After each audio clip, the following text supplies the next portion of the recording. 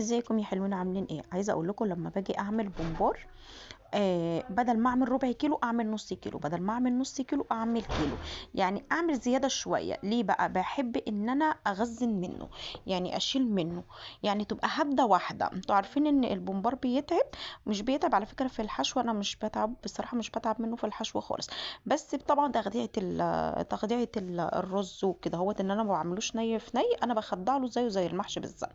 فبحب اعمل بزياده. بصوا اللي في العلبه دوت هسيبه لتاني يوم.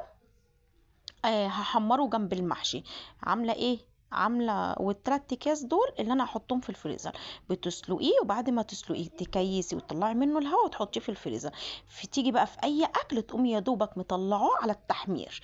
بتطلعيه ازاي؟ مش من على الفريزر على التحمير على طول، بتطلعيه يفك مثلا من الصبح لحد اخر النهار، او من بالليل لحد تاني يوم. وبعد كده هو تقومي حاطاه في، تقومي محمره. ومفيش اسهل من كده، اقسم بالله بيبقى سهل جدا جدا جدا.